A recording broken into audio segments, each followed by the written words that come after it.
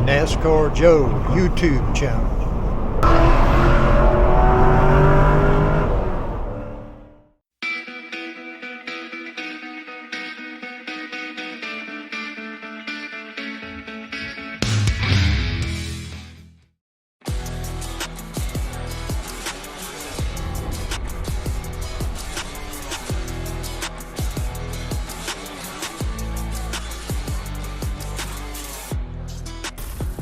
Nothing like Daytona International Speedway, and we're about to see it come to life with 40 cars for the ARCA Menards series to kick off the General Tire 200. Covering all of the action and stories down trackside, we welcome for the first time today Caitlin Vincey and Alex Weaver.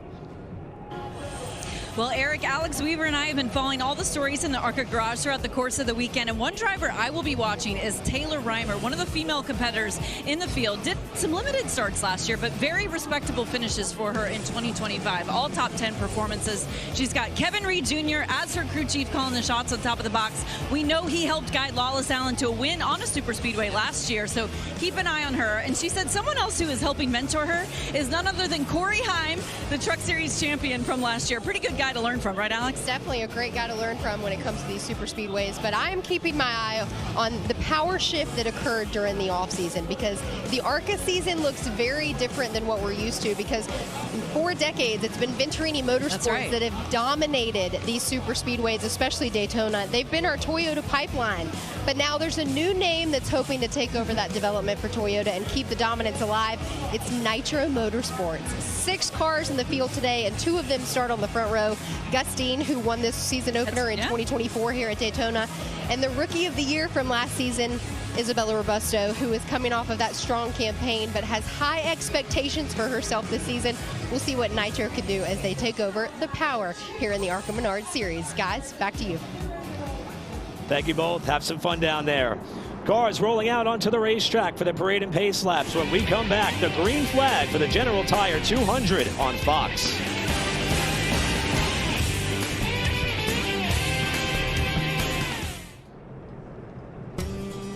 Welcome back to the General Tire 200 for the ARCA Menards series. Some breaking news about tomorrow's running of the Great American Race. It's moving up 1 hour due to the threat of inclement weather in the forecast tomorrow night. Race day will start 11:30 a.m. and the race will now be live 1:30 p.m. Eastern Time here on Fox. As the cars roll off in their parade and pace laps, let's check in with one of our competitors, and we're going to turn it over now to Phil, who's going to talk to Cletus McFarland. Hey, Cletus, Phil Parsons, Austin Cindric up in the Fox booth. First of all, glad you're okay. We know that was a hard hit last night, but you got to race here in the ARCA Series last year. You had a great top 10 run at Talladega. What do you think about today? Well, you know, clearly based off of last night's performance, I'm kind of an idiot. And so what I'm going to do today is try and keep that at bay as much as I can. Be smart, drive boring, stay behind this 24 hopefully for a while, and just learn some stuff. I got a lot to learn. I don't know anything about this sport, and I got to just get some laps. Hey, one thing to remember, be like Biff. Absolutely, and if I do anything stupid, Biff didn't teach me that. Good luck, buddy. Thanks, guys. He's got the right attitude, that's for sure. Let's take a look at our General Tire 200 starting grid. And as we talked about, the Nitro Motorsports teammates, Gus Dean and Isabella Robusto on the front row. Isabella looking for her first career ARCA win. Gus his second at Daytona. Back in row number 2, we have Truck Series regular Daniel Dye and a former pole sitter here at Daytona, Sean Corr. Looking at row 3 here, we got our boy Cletus McFarland trying to get back on the horse today next to Derek White from Quebec. And we'll take a look at the rest of our starting grid with several notables to pick out here throughout the field, including the Joe Gibbs driver, Gio Ruggiero, starting on row 5. How about Ryan Vargas back in ARCA competition, just behind him as well? Yeah, Jack Rowe back in row number 6. And the PRG car is going to be awfully potent.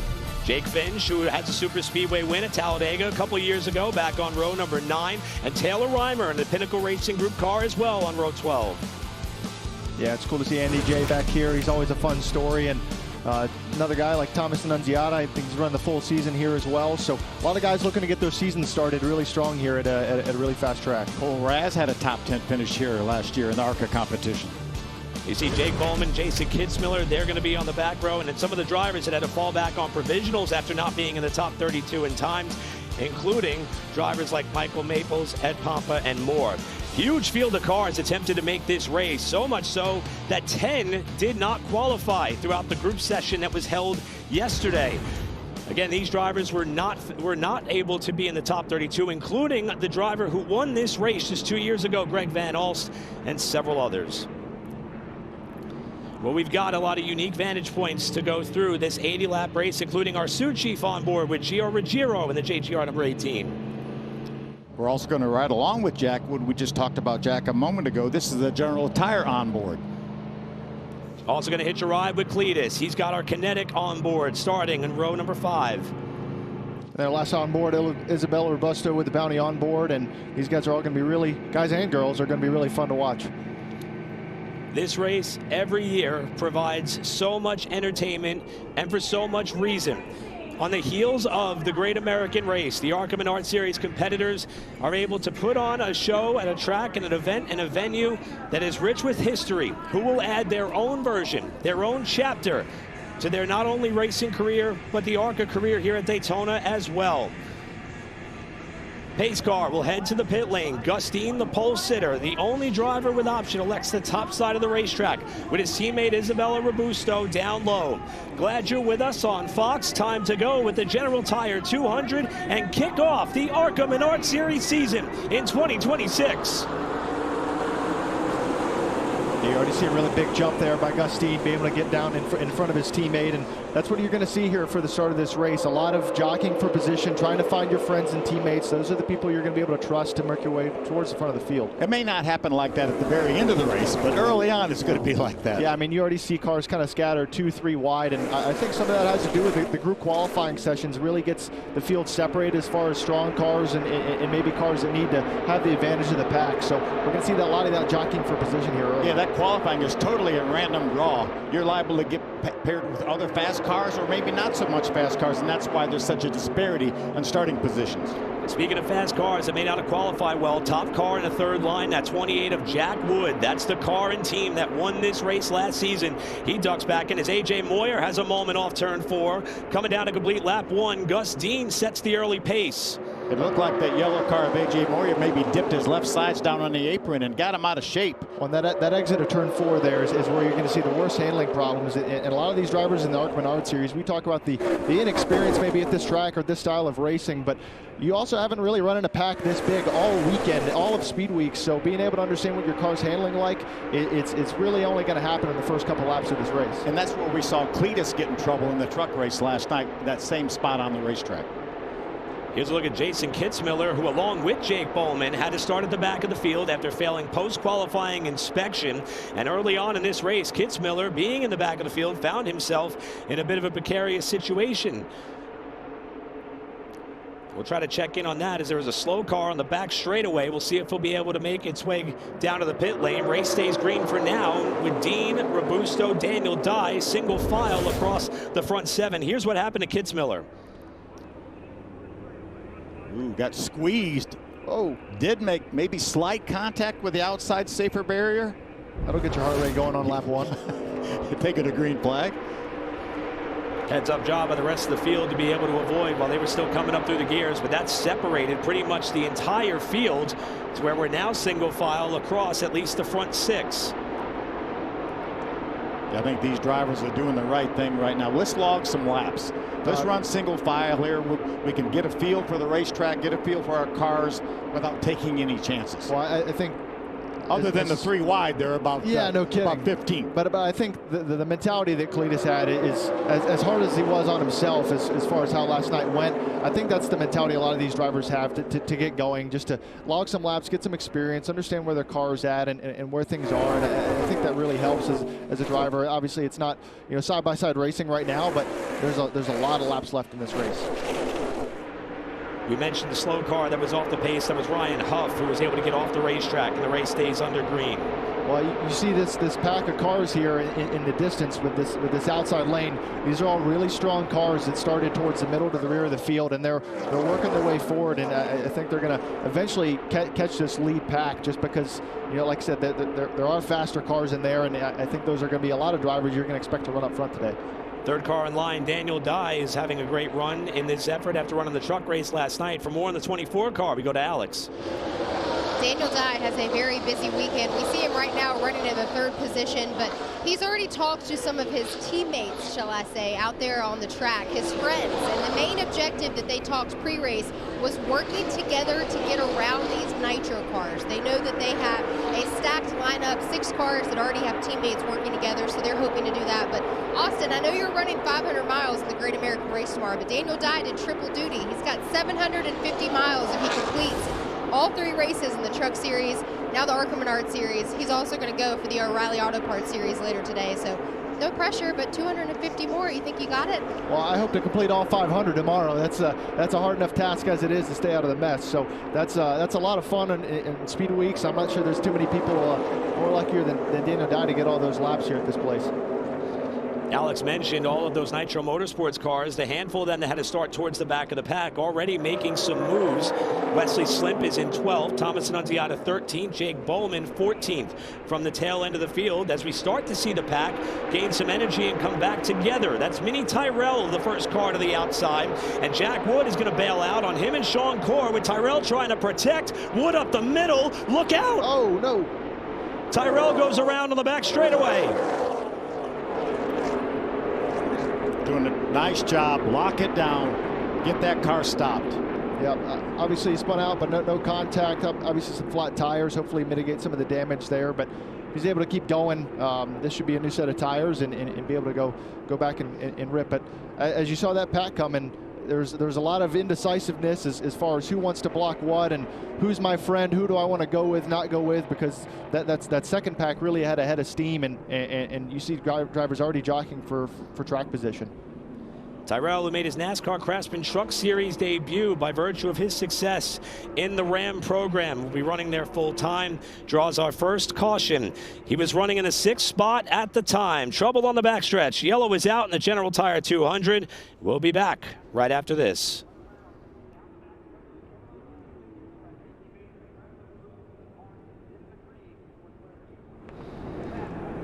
Back at Daytona for the General Tire 200, Mini Tyrell getting some assistance to get back to the pit area after drawing our first caution and our first Reese's Sweet move of 2026. Here's what happened. Well, you obviously see this run coming from this outside lane, and they duck down, and Mini decides to go down here and block it.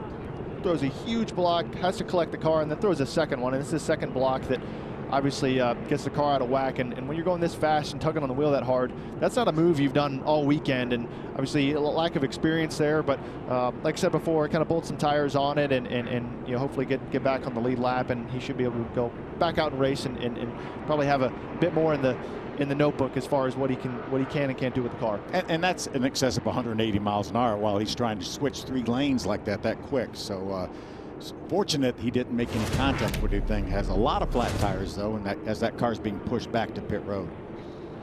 So Tyrell will get a chance to get a new tire put on that car and rejoin the race. This caution gives a chance for the field to come back together after what was a very staggered start with a couple of cars across the midfield. And as Mini gets back to his pit area, this is a tremendous story about the young driver out of Virginia. He won the Ram Race for the Seat competition, along with several other short track and motorsport stars that were all yearning for the opportunity to compete full-time in the NASCAR Craftsman Truck Series with Ram. Mini got that shot and had a solid start to the season. He actually ran quite well at Daytona last night and came home with a top 20 finish, was 19th there. Yeah, and he's one of the guys that you know a lot about. Came from the Cars Tour, multi-time winner last year alone in the Cars Tour. So there was a lot of competition in that, and a lot of competition for that seat, and Mini came out on top. Mini still plans to run about 6 to 8 of those late model stock races in 2026, along with his full-time obligation now with the Ram team, as we're a lap away from the restart. And it seems as though we may see something that we saw on the initial start between these two Nitro Motorsports teammates. Yeah, typically we call that a teammate restart, where, you know, the 25 car, which is chosen the outside once again like the initial start, decides to go early and then jump down in front of his teammate and be able to have more control of the race, but also be able to understand, you know, where the pushes are coming from, being able to trust your teammate, that's all very important. But as we saw that outside lane of other nitro cars come up through the field, we're starting to get more and more of the fastest cars towards the front, and I don't think we're going to see much of that single file as much anymore as those guys continue to push to get track position. Yeah, and all the talk in the garage here is how do we combat that 6-car nitro juggernaut, and like the 18 of Gio Ruggiero is also a Toyota, but they don't really necessarily subscribe to the same philosophy, but they have other teams they work with, like Jack Wood and the 77 of Taylor Reimer from PRG. They work well together with them, so it's going to be interesting now. As you mentioned, really all the fast cars now are within contact of the front. So getting set to wrap up our first caution of the race. It'll be 71 laps to go. We could expect a scheduled caution on or around lap 40 in this race. The only time that we will see something of that nature as Gustine brings us back to green.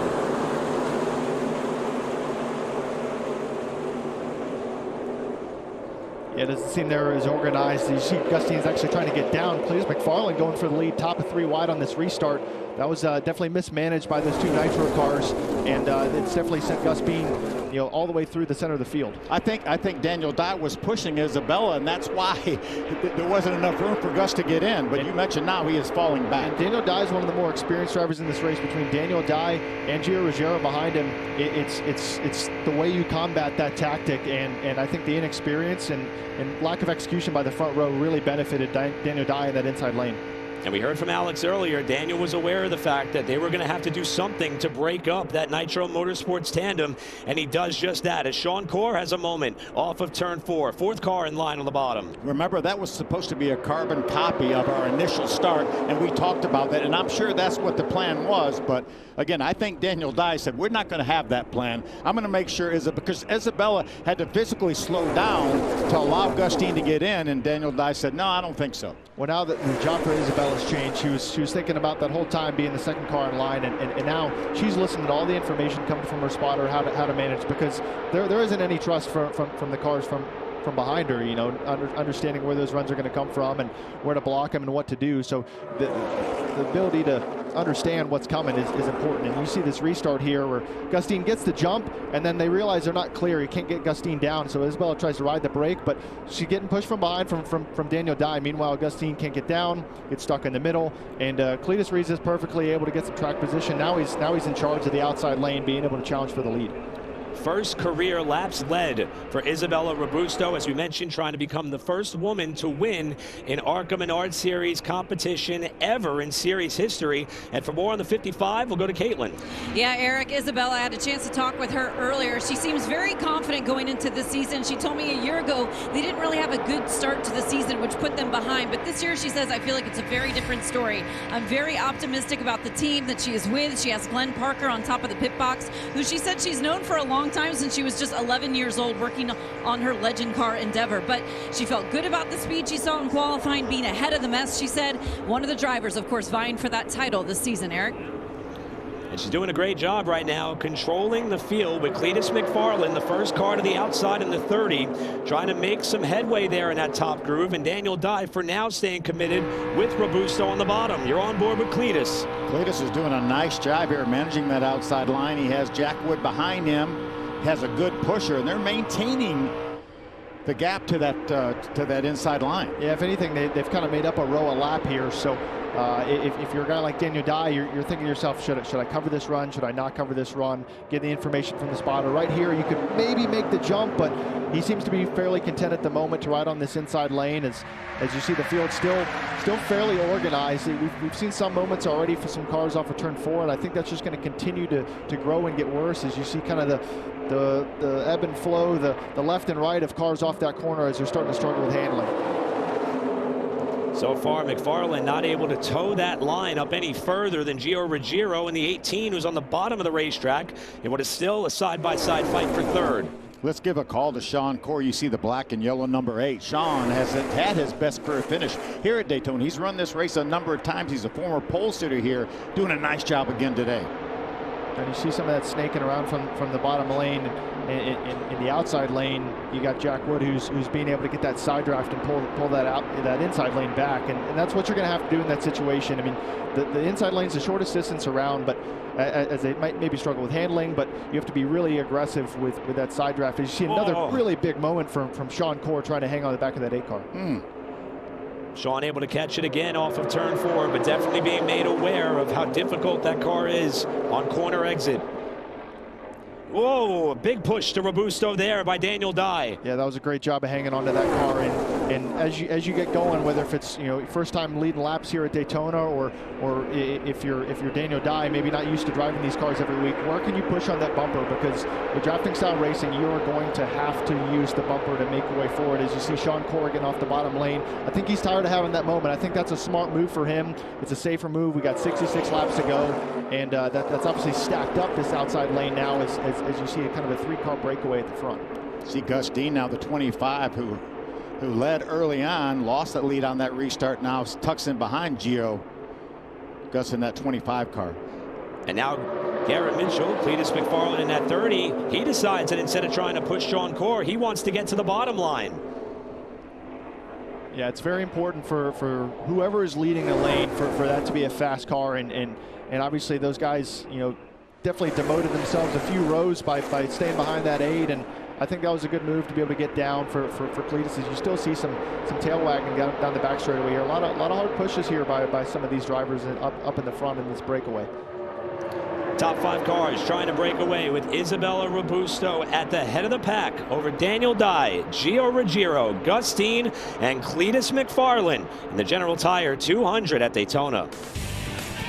Welcome back to the General Tire 200. We are under our second caution after a problem for one of the Nitro Motorsports cars in the field on the back straightaway. That's been the trouble spot. It was Wesley Slimp in the 90. He was running 23rd at the time. They're going around a lap car. Brad Smith, that's his teammate Thomas Annunziato. The 72 is outside. You see that the lettering is already off the tire. He knows he has a problem. He pulls down to the bottom. This left rear tire is going to end up going flat. That's with the lettering gone, he probably rubbed up against somebody at some point. Fortunately, no contact. He's one of the 10 drivers that we talked about that had never made a start here at Daytona. Let's see if we can see where that contact came from. Is it going to be? Yeah, he just starts to see the tail wag. He knows he has an issue, but there's pretty big bumps down there as you see him get air. Wow. It's kind of going through the road course, Le Mans chicane there for the Rolex 24, and yeah, you see that tire is kind of already halfway down. A lot of the lettering you can see rubbed off. You says General Tire there, no lettering, and lucky not to come back up on the track in front of the other cars. And you see the roof flap just deploy as well as the hood flaps too. That keeps that car down on the ground, and they did their job. Second caution of the race, second for cause, second for a single car spin on the backstretch for the driver who hails out of Marietta, Georgia, making his ARCA Menards Series debut after running in the NASCAR Craftsman Truck Series before. Little bit of action happening down on the pit lane and the 90 camp. More happening down on the pit lane. We'll go down to Caitlin. Well, Eric, Cup Series star Carson Hocevar is here watching Cletus McFarland today, supporting him. What do you think of the run he's had so far? Pretty respectable, right? Yeah, he's doing good. He called me out yesterday in the truck race, and I told him, he asked for advice. I didn't really have any because I'm not that great a super speedway racer. Other than if you cause a crash, you're not going to be a part of it most of the time. Is how it worked. But apparently I didn't specify you can't. You got to do it with your front bumper and not just yourself and cause it yourself. So he's doing himself a good job. He's running 5th. He's going to be lined up on the bottom, and hopefully he'll be able to pass some cars here. He would deliver it better if he was standing here, saying he's flying like a bald eagle and freedom and all that good stuff and hell yeah and stuff like that. But he's looking good. I dialed him up in a Chevy here, so for yesterday, but hopefully he can run good in this 30 car and maybe at least lead a lap. I think that'd be really cool for him, and I just enjoy watching it. He doesn't have a lot of experience, and when we laugh, we could trick him on anything. Ricky, I think, tricked him that he was in 3rd gear, and that's why he didn't qualify good. So he'll believe anything we tell him. And but it's fun to watch these guys. He's obviously got racecraft and a little bit of a good idea of handling different types of race cars. So it's fun to see him out here and enjoying it. But I get to take for granted what he doesn't know is stuff we just laugh about and joke. So it's always a good time watching. Well, Well, thanks for being here. Carson Hocevar, one of the guys, giving some insight there for Cletus McFarland in this race, guys. Thanks, Caitlin. Cletus still running in the top 5, but that's going to shuffle up right here. And Phil, this was something we mentioned earlier before we came on air. Some of the strategy of these race teams, based on how long this race is, this is a big move by these teams. Yeah, they say about 25 was the lap that most of the people in the garage area were talking about and be able to make it the rest of the way. But I think right now these guys are just hedging their bet. They obviously have the option to come in at the break around lap 40, but I think it's a good move now. Put some tires on. Remember, these are non-competitive pit stops. The way these cars came on pit road is the way they will leave pit road, so they do not lose any positions on pit road. And we can see the Nitro Motorsports camp is in lockstep formation with the cars that have been able to avoid trouble. Jake Bowman, who's done a great job coming up through the field. And I guess objective number 1 is going to be stay out of trouble until the cars that elected to stay out this time decide that they're going to come back in. Yeah, and they know they're all fast cars, and they're going to get lined up with those teammates, these Nitro teammates. And so I think they'll have no problem making their way back towards the front. 60 laps to go in the General Tire 200. Daniel Dye, hometown kid, inherits the lead after Wesley Slimp goes for a big slide on the backstretch. Restart coming up. And thanks to Mother Nature, we don't have to wait too much longer to kick off the NASCAR Cup Series season. Due to Mother Nature threatening in the later hours tomorrow, we've moved up race day to 11:30 a.m. Eastern, and the Daytona 500 will go green at 1:30 p.m. Eastern on Fox. Hey, why don't we send the NASCAR Craftsman Truck Series up there or down there to St. Petersburg to race with the Indy cars? That sounds like a great idea. I'm so jealous of those guys. I love that racetrack, and I love that we moved up the start time. I want to get all 500 miles in tomorrow. It's gonna be a fun day. It's been a long week here for everyone, and there's nothing really cooler than seeing it all happen here at Daytona. Well, they've added a lap to this caution after 13 cars came down to the pit lane. One driver who's moved up into the top 10, our Bounty Rookie Spotlight driver. Someone who's been very impressive in just about everything she does for the first time. Taylor Reimer making her super speedway debut in ARCA. Yeah, really talented, essentially an open wheel driver. Took several years off and went to University of Oklahoma. She was a cheerleader there. Got back into racing after college and really does a nice job. Won national midget races, but getting her feet wet here in a stock car and really doing a nice job. She won in the late models back in North Carolina, which is pretty darn tough to do. Taylor driving another one of those Pinnacle Racing Group entries in the field. For more on Taylor, here's Caitlin. Yeah, Erica been scanning her radio, obviously listening in, getting some feedback from her spotter, Brandon Wilkinson, telling her just keep working on making slow movements. If something is happening around you, just react slowly like we talked about. So getting some guidance there as she's making this first start here at Daytona, guys. I think that's great advice, and that's what we saw with that first caution with me and Terrell doing that loop there on the back straightaway. Those fast movements, you know, at these speeds with these cars, they just don't understand, you know, how to have the grip. And as you see Corey Heim looking on, he'll be racing on Sunday against me and everybody else in the field, and they obviously have a pretty close relationship, and obviously this weekend a close working relationship. Yeah, Corey had a pretty good season in the NASCAR Craftsman Truck Series last year. I think the best ever. Yeah, I think so. Yeah, what an amazing job he did last year. It really is, ever since he came into the Truck Series. So Reimer is going to restart in the top 10 after, again, 13 cars, including the drivers who led the opening stanza of this race. Isabella Robusto and Gus Dean, who started on the front row. They elected to come down and put fuel in their cars on the caution that came out on lap 20. Daniel Dye is now the leader. Before we go green, we'll go down to Alex. Yeah, guys, an interesting little nugget that I'm hearing across several radios and scanners as I listen in is that including the 3 leaders up front, but throughout the field, drivers are wanting to avoid working with Cletus McFarland. They say he's too dangerous and too movie and squirrely on these super speedways. So an interesting nugget that we're trying to avoid one specific driver on the racetrack. There's going to be about 4.5 million fans of Cletus that are not going to be happy with whoever is relaying that information. That's a tough take. Alex better not mention names. She better not mention names. But there is some truth to having to really represent yourself well and keep your car straight, and I know Cletus wants to do that today. Cletus is going to restart on the inside of the second row as we get set to light the fuse once more. It'll be 57 laps to go in the General Tire 200. Daniel Dye with a push from Ryan Vargas gets us back underway. See a great jump there by Daniel Dye, as Eric said, and he's able to jump down to the bottom. First time we've kind of seen Ryan Vargas cracking in the top 5. He's been kind of silent inside the top 10, but has a ton of experience across the National Series, so I know he's looking forward to this race. And you see those nitro cars already in the back getting formed up as we see this pack really ripping through turn 1 and 2, and it's going to be interesting to see how quickly those nitro cars can get back to the front with the strategy call. Yeah, I think when they get there, they're going to go to the top of the racetrack, and they're going to have a head of steam for sure. Yeah, I mean, they've already made it back inside the top 15 here. And there's 5 of them in lockstep formation as Sean Corr propels Ryan Vargas to battle for the lead alongside Daniel Dye in the 24. You see that side draft coming into play. 91 cars pulling back that 24 car on the bottom and setting up a decent run in the tri-oval for Vargas to hopefully lead this lap. Watch that line of white cars right behind the yellow car on the outside.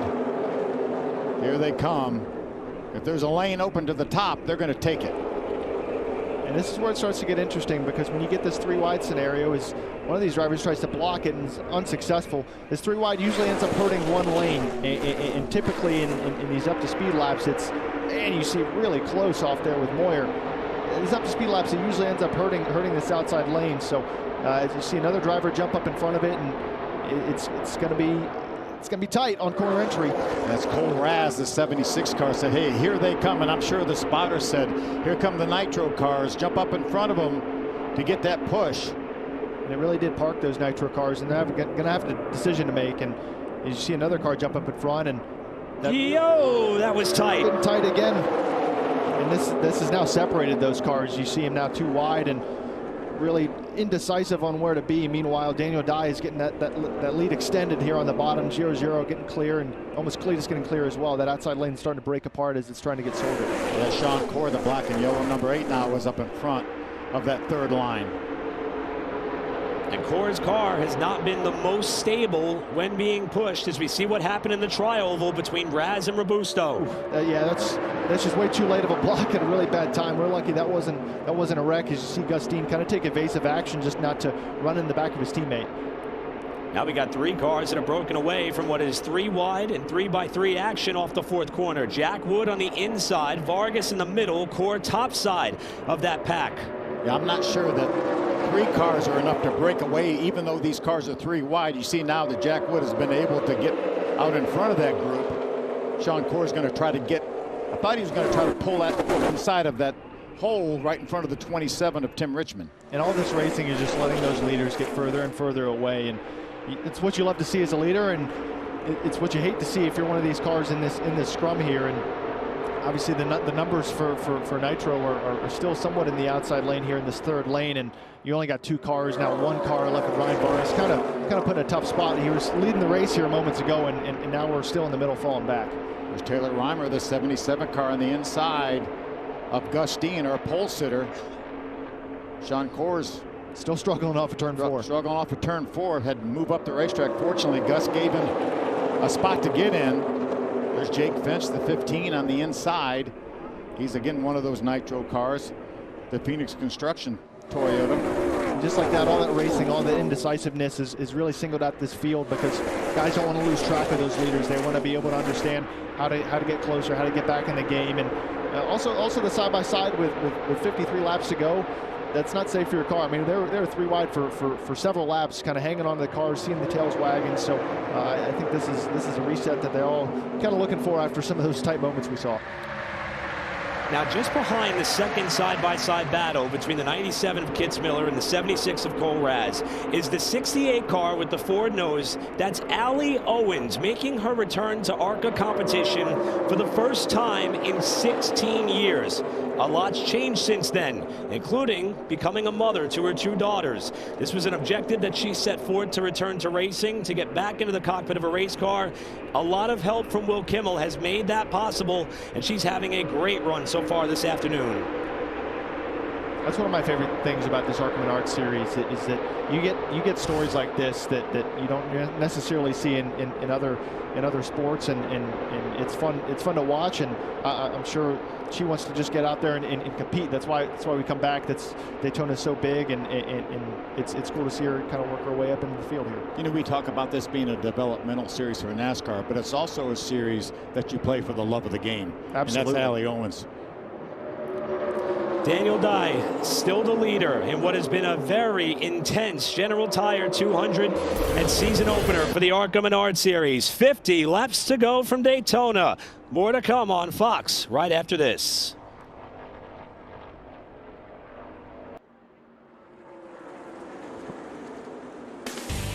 ARCA Racing on Fox is brought to you by General Tire, hashtag GT Delivers. And by Reese's Peanut Butter Cups. The General Tire 200 continues on here with now 48 laps to go. Daniel Dye still out in front, but the trend of close and near contact racing at moments has continued as the field continues to rocket around this 2.5-mile oval. Watch the 55 of Robusto. Just gets a little bit loose. Ooh, that's a great save, honestly. I mean, that's just another turn 4 sketchy moment. It gets hit behind from another teammate. 2 great saves, honestly, and this really starts to mix up the field again. There was a moment there with 3 wide. That was their teammate in that 20, Jake Bowman. Remember, he was our original pole sitter, got disqualified for being too low, but he did a nice job. I know they made a little bit of contact, but that could have been catastrophic. See there, the most laps led by a female in the ARCA Menards Series since 1989. Patty Moise led 33 laps. Isabella's got a chance to surpass that, but she's got some work to do. Yeah, I would not be surprised to see Isabella Robusto go to victory lane this year. It may not be today, but when one of the 20 ARCA races we have this year, I think she goes to victory lane. I think we have 2 of the best female racers that are up and coming in the field today, and it's fun to see the progress and also them to get the chance here to really test their skills at a new style of racing. Got a chance to break a record that stands for more than 63 years here at Daytona if she can get up and lead a little bit more. Here's the runner-up, the number 18 of Gio Ruggiero, who was in this spot last night at the end of the NASCAR Craftsman Truck Series race. For more, here's Caitlin. Yeah, Eric talked with Gio earlier. He feels like he has a lot of promise, obviously, this year. He's going to be racing amongst the ARCA Series, Xfinity, full-time trucks. He told me he's really looking forward to having an extensive racing portfolio this year. But he feels he could have an advantage on the field, given how fast he's been at these super speedways, which you referenced in the past. He won in a truck at Talladega last year, but he said his approach for today is taking a careful approach, given how many new competitors are in the field who have minimal experience on this style of racing, guys. Well, as much as I was listening to Caitlin's report, I was also listening to him feather the throttle, and although it looks easy to ride in line like this, I mean, there's a lot of management, there's a lot of runs, a lot of turbulent air, trying to understand what to do and how to make this line as productive. Let's just stand by here and listen. You're going to hear that off of turn 4 a lot, but this back straightaway is where you get the biggest runs. Remember, he has Jack Wood right behind him too, pushing him in that draft. And that's information you're getting from your spotter to really understand where those runs are going to be coming from, because you can see very little. I mean, see it really tucked up behind him, gets that clean air, has to wiggle back and forth to get back in line. But a lot of factors are happening that necessarily the driver can't see. And when you're really tucked up behind that other car, you can't see anything out the windshield. He's another one of those drivers like Daniel Dye doing triple duty. He will also race this afternoon in the O'Reilly Series. One of 2 starts he's going to make in that series before Brent Cruz gets the nod to jump in that 18 car in the O'Reilly Series. Gio running in that second spot. That car and that team, the Joe Gibbs Racing team, has finished second in 2 of the last 3 races here, but has never won a super speedway race in ARCA. Gio trying to be the first one to do it.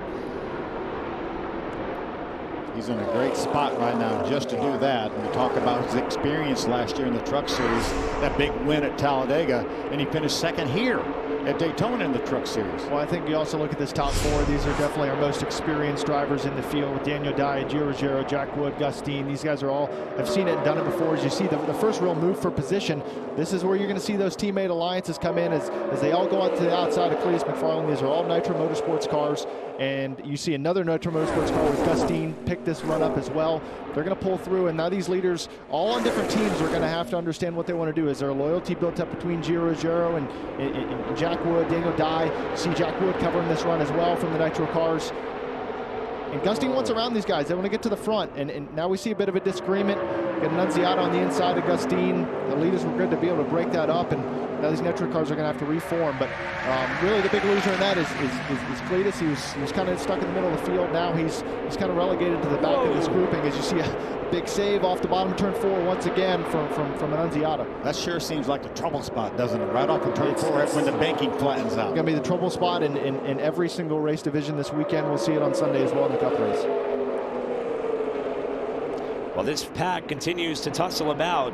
Here's a look at a beautiful car. Hard to come to Daytona without thinking of the name Earnhardt. Here is Bobby Dale Earnhardt. He's a 4th-generation driver. He's the oldest son of Kerry Earnhardt and the older brother of Jeffrey Earnhardt. And the trend continues with him working with Tim Goulet in this number 89 team. New number. They've worked together before, and that is a great-looking race car. I was talking to Bobby down in the garage area yesterday, and he said, I've waited my whole life for an opportunity to run the full schedule. He doesn't have that much racing experience. The ARCA series used to have a truck series, and he raced in that a little bit, but so excited about 2026. And as we come to the conclusion of lap number 39 with 41 laps to go, caution flag is going to fly. And we understand it is for a car that is stationary on the back straightaway. This caution coming very close to what we expected to be the controlled caution period that the teams knew about. But Caleb Costner has rolled to a stop right about where the bus stop chicane is for the sports car course. A bit well off of the racing line, but still in harm's way. Yeah, the ARCA officials have already said this will be the race break. So every one of these teams will have the opportunity to come down pit road and do whatever service they may want to do. Again, they will keep their positions as long as they don't have a penalty or get lapped by the pace car. So while the safety crew works to retrieve the number 93 car, we'll step aside. Daniel Dye still out in front as we are halfway home in the General Tire 200 at Daytona.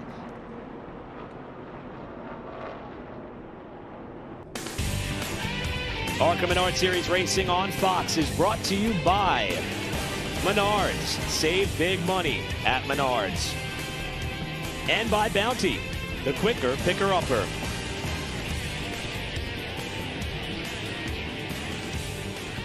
Pit road is a busy place with 39 laps to go.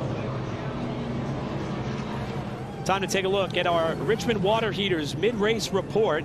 And we have had, so far, 4 different leaders in this race unofficially. Daniel Dye, the current pace setter at the time of this caution. 32 cars remain on the lead lap. And we've had 3 yellows, 2 single car spins on the backstretch, and our most recent one for Caleb Costner rolling to a stop to draw yellow number 3. Yeah, I think this restart's going to be really interesting because all the nitro cars, everybody that pitted on that earlier caution now have made their way back up in touch with the leaders. So I think business is really going to pick up here. Well, I also think the start of this race was fairly calm too. I mean, we saw a few single car incidents, but a lot of drivers still being able to race smart at the front of the field, and that intensity is just going to keep ramping up as we get closer to that white flag lap.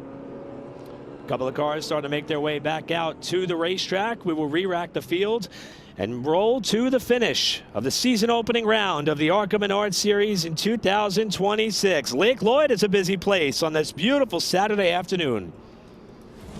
Things have calmed down a little bit on the pit lane, but a lot just took place with the majority of the field coming to the pit lane. For more as to what some of the teams may have done, we'll kick things off with Caitlin. Yeah, taking a look at the 28 of Jack Wood. He says he needs a little bit of help in the pack. Now, he's obviously occupying the seat Brendan Queen had, working with Stephen Dawson, the crew chief who helped guide him to 8 wins and a title. He's also working with Derek Nealon, the spotter for Kyle Busch, who, of course, is sitting on the pole for the Daytona 500. Derek telling him, when we get to the end of this race and I tell you to make a move, you need to do it immediately. Alex? Yeah, Caitlin, I'm keeping my eye on Daniel Dye, who's having such a strong run so far today. He came down pit road, and he is very content with his race car, said that he's having a lot of fun out there leading some laps here at Daytona. He did ask for a water bottle and said that the day was a little hot. A tear off on the windshield so he could see a little bit better, but he did say he's liking working with the 18 of Gio Ruggiero, that they have found a good partnership, and he wants to do whatever he can to get back on the racetrack and headed towards the 18 for some teamwork.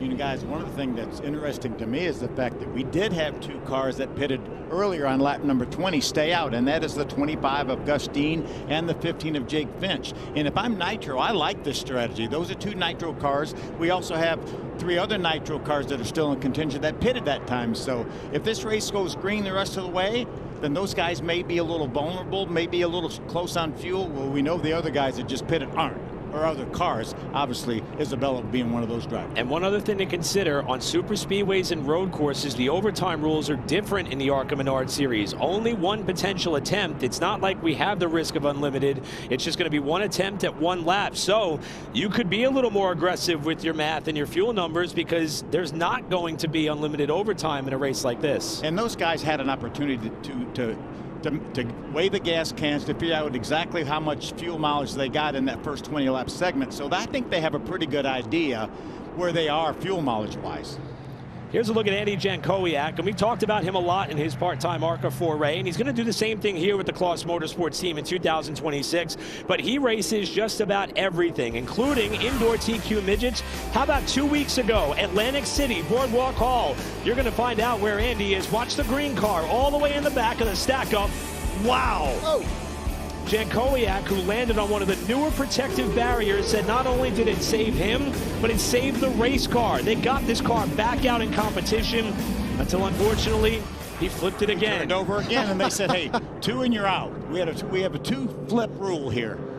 Andy, of course, someone who races tour-type modifieds, those TQ midgets, and this ARCA car, and he has been so close to cracking through to victory lane, and he's having a great run here today as well in the top 15. And trouble for the number 55, one of the very potent Nitro Motorsports teams, being pushed towards the garage. Caitlin, what's going on? Yeah, Isabella told the team just a bit ago, when she's over 25% on throttle, the entire race car is shaking. She thinks it's the drive shaft. She's experiencing it in every gear right now. That's what she told the team.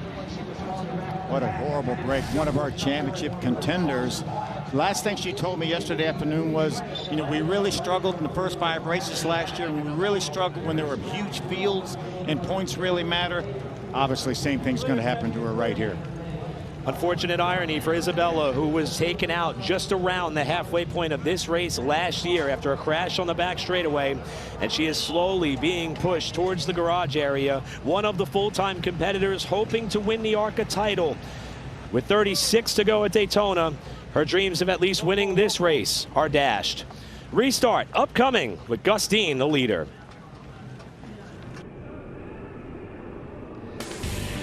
Picture perfect Saturday afternoon on the eve of the Daytona 500. This, the season opener for the ARCA Menards Series, the General Tire 200, with an opportunity to win at the World Center of Racing, still on the line with many potent competitors, but the task has just gotten more challenging for this driver. Guys, remember we talked about non-competitive pit stops. You would hold your position as long as you don't get lapped on pit road or have a penalty. Unfortunately, we're hearing that the jack broke on Cletus's car when he was on pit road, lost a lap. Now he will have to try to hope for a free pass to get back on the lead lap to get back in contention. He's run up in the top 5 or 7 the entire race, and you can see right now in the 30th spot, 1 lap down. The unfortunate news for Cletus is he is not the only car 1 lap down. He's going to have to contest with A.J. Moyer, along with the number 48 car, Brad Smith, and the 03 of Alex Clubb. He will be hoping to get a quick yellow if he could put himself in that spot. I think in 35 laps we're going to have another caution. It looks that way. I'd count on it. I'd also count on these teammates to maybe try this restart again. So Gus Dean, the only ARCA Daytona winner in the field today. When he won that day two years ago, he led only 2 laps en route to victory. Today, he's led 14 and counting. He's the control car on the bottom in the 25 as we get back underway with 34 to go.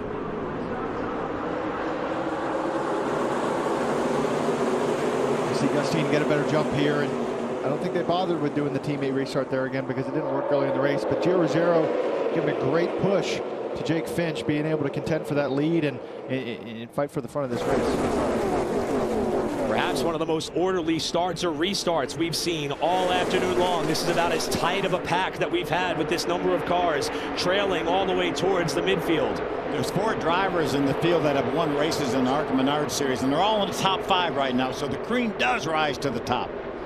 Jake Finch Florida native at a racetrack that means so much to him and his father, getting propelled to the front by a big push from Gio Ruggiero on the top side, and he decides to slide down low to the bottom.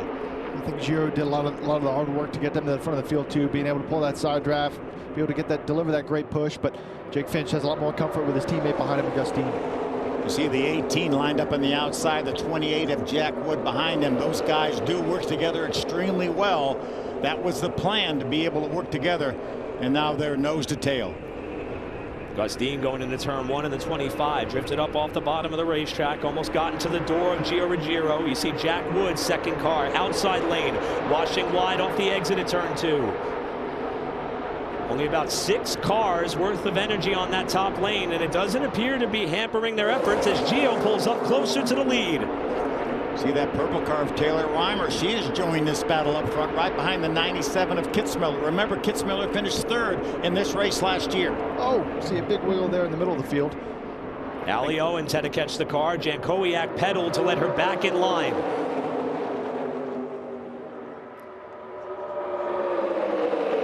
Yeah, I think it's clear this outside lane is going to have to work hard to either break up these teammates or be able to take control of this race. But you got some good cars up there, and I think Gio with the most experience, as well as Jack Wood behind, being able to understand that they got to work together, trust each other to continue to pull this line forward. You see that 3rd car inside line, that's Daniel Dye, that's led so much of this race. He might not be a nitro car, but he's a temporary nitro teammate right now, working with them. Definitely the meat in the middle of that sandwich. Dye has led the most laps today, at least up to this point, 20 total. That's the most laps led by a Ford at Daytona since 2014, which was their last win here with Grant Enfinger, as the energy starts to build on that inside line, protecting the race lead for Jake Finch. It looked like Jake got a little bit too far out, and by the time that Pat caught him, that allowed that outside line to gain a little ground. Well, as you see Gustine, he's really close to the back bumper of that 15 car, and Gustine was able to deliver a huge push down that back straightaway. But like as you said, Phil, 15 got super far in front and then compressed the pack. So you're going to have that back and forth a lot, especially when you have these big pushes. So only about 6 cars trying to make that top line work. With Gio trying to mount another run, with Finch and Dean remaining in lockstep formation. Dye the 3rd car on the bottom of the 24. See Gio trying to use that side draft to pull that 24 car back a little bit.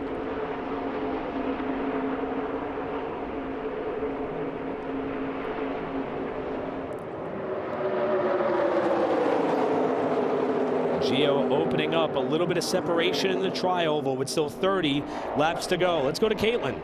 Well, you guys were talking about Jake Finch, and of course he is one of the drivers with significant experience at Daytona. He told me he grew up coming to a lot of these style tracks with his dad, James, who of course was a team owner in the sport, and he explained to me his dad had a lot of success at these style tracks, so he leaned on some of the drivers who worked with him, noting Kurt Busch and Chase Elliott as 2 of them. But he did compare this race to a high-speed game of chess, a game that he seems to be pretty good at. The numbers speak for themselves, obviously, on these style tracks. He's won at Talladega, and he's led a lot of laps at both Daytona and Daytona, guys. Led every lap en route to that victory at Talladega. That's something you don't hear very often. Yeah, his dad, James, has won this ARCA race 5 times here at Daytona. But none would be more sweet than this one if Jake could pull it off. Been a really good day so far for the Florida natives. We talked about the race leader, Jake Finch. Daniel Dye as well. Hometown kid finished 3rd in this race in 2022, trying to protect 3rd right now. And that group appears to have bought a very stout race car, with Daniel continuing to be the true meat in the sandwich of the 4 Nitro Motorsports cars that remain in contention and on the lead lap. Yeah, Daniel Dye's also been doing a great job as his 3rd car to kind of keep these 2 leaders really engaged in lockstep with one another. And even though it looks like there's still only 2 cars controlling this race, it takes a lot of cars from behind. You see more cars really struggling off of turn 4. We're going to keep seeing that as these laps go on. But as I was saying, that there's 1, 2, 3, 4, 5 cars in this line that are all making an impact on whether that inside line can go forward. And we obviously saw how strong Daniel Dye's car was early in the race, leading all those laps. I think it's very important for these 2 Nitro cars to have that good of a pusher behind them. And it looks as though we've got ourselves a caution. Yellow flag is out, and it's problems for Presley Sora. Sora, making his ARCA Daytona debut, has spun to draw caution number 4. Looks like there's some damage to the front end, but as it came off the banking, I would think is where that damage came from. Sora was running in about the 28th spot at the time of the spin. You can see also some damage there to the front end of the car for the 22-year-old out of Cambridge City, Indiana, driving one of Andy Hillenberg's fast track cars.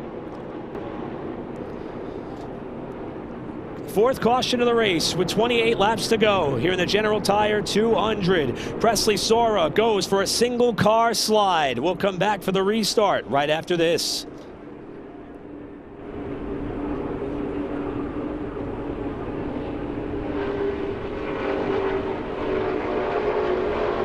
Welcome back to the General Tire 200, approaching the final 25 laps of this race as we work caution number 4 after Presley Sora went around in turns 3 and 4. Wasn't that long ago since our good friend and pal had an opportunity to celebrate the biggest win in stock car racing. Austin, do you still remember this day like it was yesterday? It feels like a long time ago, but I'd love to see the same scenes or similar scenes tomorrow night.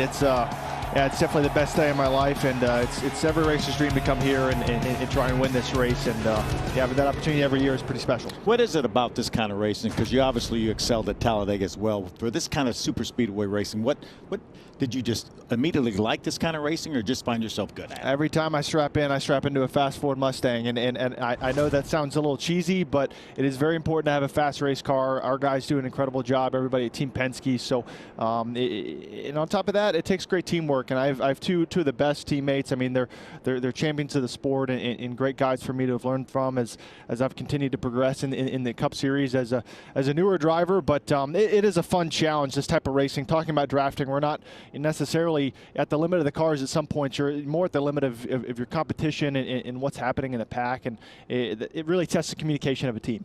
Now, in terms of how you earn respect in super speedway racing, your name comes up all the time as someone who people want to work with, and for good reason. The results show it. How long does it take to garner that respect from competitors? Multiple races, multiple laps, or is it something that you just have to try to master as you become a perfectionist of the art of super speedway racing? It takes a long time to earn it. Doesn't take much time to lose it. That's a great point. It's a constant maintenance. And we've heard some of that in this race today. We've heard some drivers say, I want to work with car number X. I don't want to work with car number Y. And I think that may end up being one of the biggest talking points in how this particular race ends. Who's going to be your best helper? Who's going to be your best pusher when it all matters most?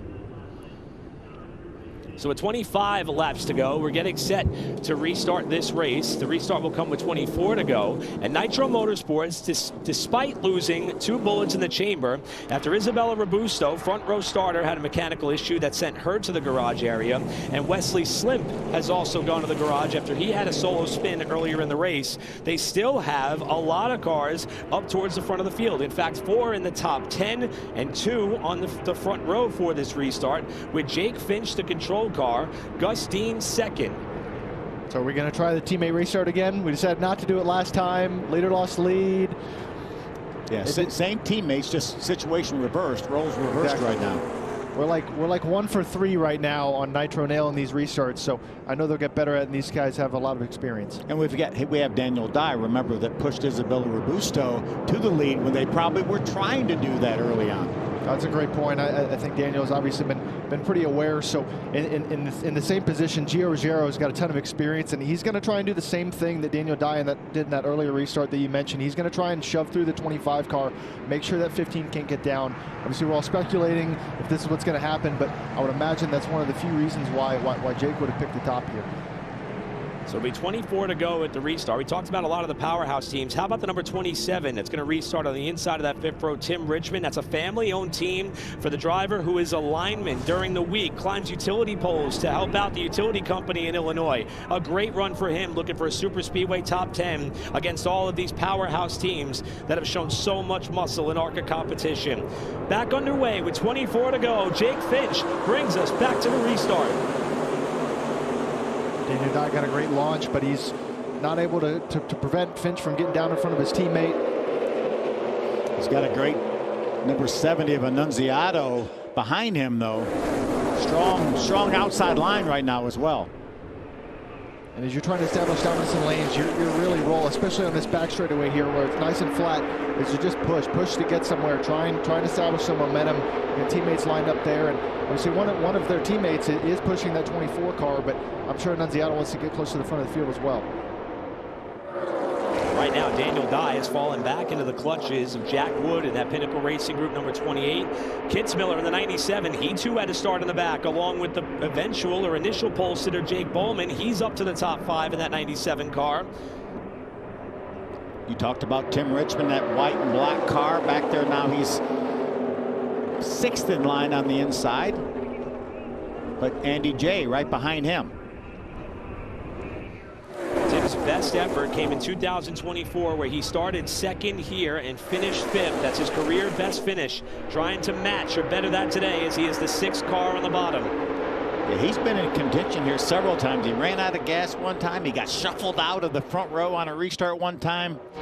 Does a good job here. I think any of these drivers that are in the top 10 have a chance to win this race right now with 23 laps to go. I mean, we've seen how fast this field has changed from single file to double file, 3 wide. I mean, it can happen lap to lap and be different. As you see this outside lane still trying to get these side drafts, still trying to pull themselves forward, and they've just really struggled to break past this first 3-car breakaway. And as the laps start to wind down, the pushes are going to get a little bit more aggressive. The side draft is going to get more aggressive, and these drivers are going to find themselves in precarious spots that they haven't put themselves in, maybe ever in their racing life. You see Daniel Dye really get close to the inside car there, Jack Wood, and that's going to help pull that car back off. And you see that gap in between Jack Wood and the 18 car now. That was made because the 24 grabbed onto that quarter panel, pulled him back, and that's what they're going to need to slowly inch forward and take some energy out of that inside lane.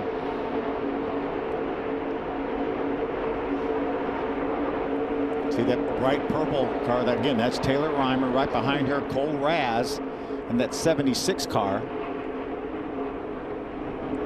Allie Owens right behind that 76 of Cole Raz, and Allie doing a fantastic job.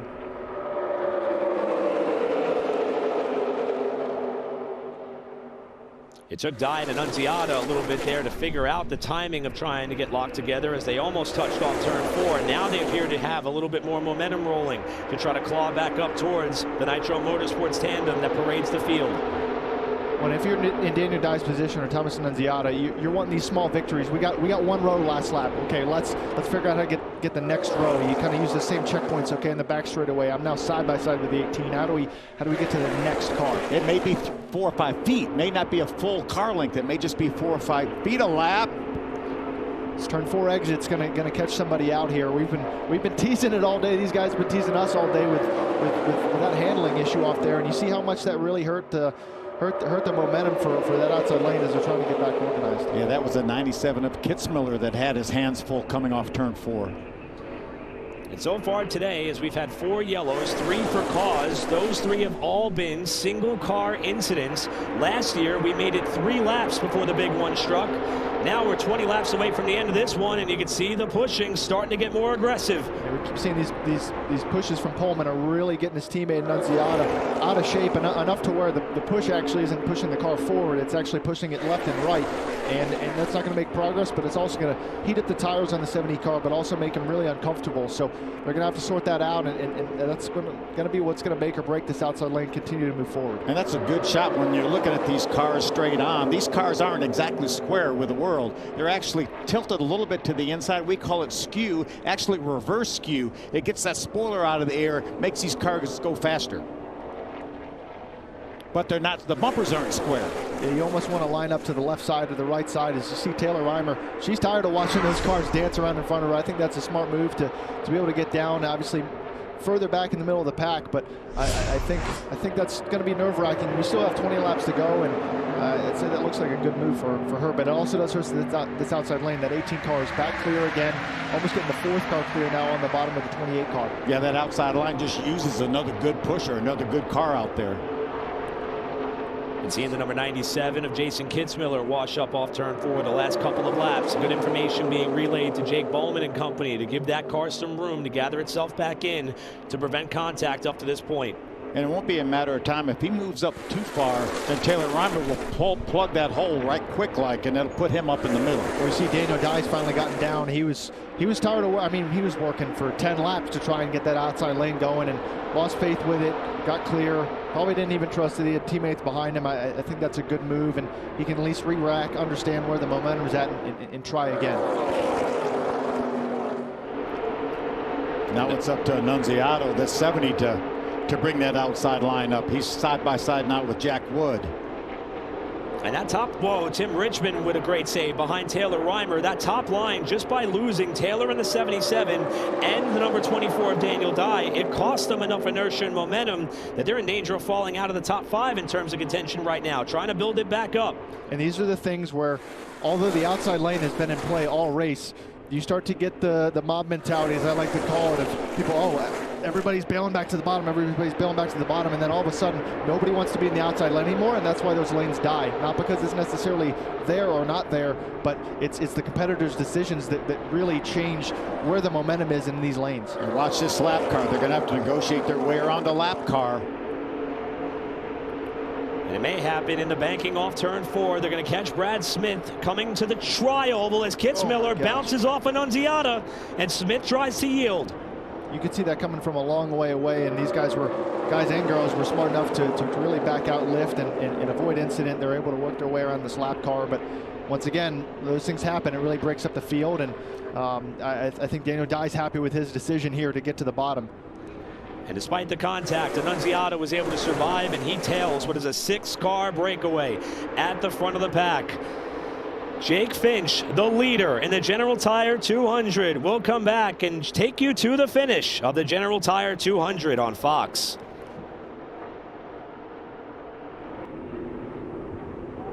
Caution is out at Daytona in the General Tire 200, and the feel-good story that was the return of Ali Owens is going to end after a mechanical problem resulted to a crash on the approach to turn number 1, wiping out her hopes of a solid result, as well as the Kimmel Racing organization. Here's what happened. Yeah, watch the smoke here just past the start-finish line. This looks like the engine is going to go. She was running up in the top 10, doing such a fantastic job. She gets out of the way, but there's certainly oil under the rear tires. Unfortunately, Sean Corr is going to get a piece of that as well. That's a big hit. You know, we saw the window net down, and safety workers were giving thumbs up, so that's always a good sign, preliminarily at least. And yeah, it's a shame. Obviously, a great run going, and whether you got oil all over the tires, don't know if the brakes work or not. Cletus missing that as well. Might have a good shot from that car, but pretty heavy impact. Yeah, he's going to get a big break. He's going to get the free pass. Cletus will be back on the lead lap. A tough break for that Kimmel team. You can see the smoke up ahead already.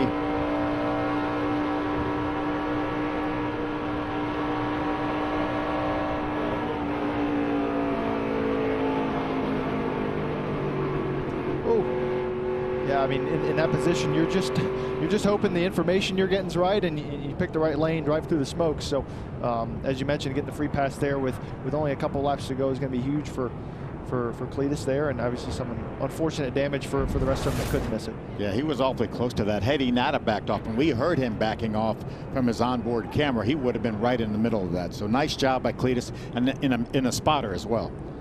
Not the result that Ali Owens was hoping for in her return to competition, but a tremendous run and effort up until that point as she was running in the top 10. The Kinetic on board with Cletus McFarland as he is slated to get the free pass on this caution. So he will get back on the lead lap with a restart that will likely come with less than 10 laps to go as the red flag is being displayed. As they tow the number 68 car off, you have to wonder just about how much fluid was laid down on the approach to turn 1 after something came undone on that car before it went around once it hit the banking.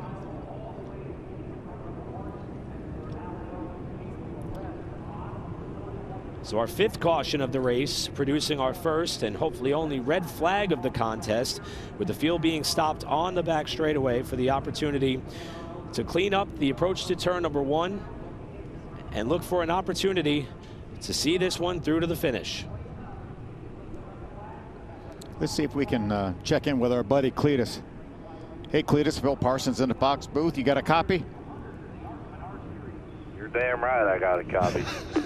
Hey man, you zigged at the right time to miss that. Great job missing that accident. We heard you from your onboard. You back off the throttle, gave you enough room to get by that thing. You saw that? We did. Your car spun right in front of me like that, but I went high. I zigged. This year, I zagged, went low, literally flew right by it. It felt like the most incredible maneuver I've ever made. We're going to watch it again from your onboard. We saw the smoke up ahead. You saw you get out of the throttle, gave you enough room to get by, and the doubly good news is now you're back on the lead lap. Brother, the stars are aligning. Anything can happen. I'm glad to have beaten my lap record of 17 laps at Daytona. I'm having the time of my life, living the dream. Thank you to all of my followers and people who supported me to get here. I could not be more grateful.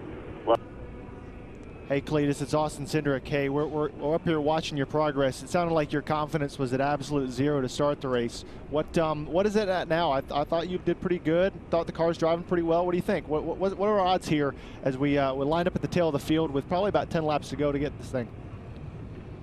Well, hey, Austin Cindric, I'm a big fan. Well, yeah, you're right. I felt like a complete idiot last night. You know, just such a disappointing performance. I was very nervous going into today.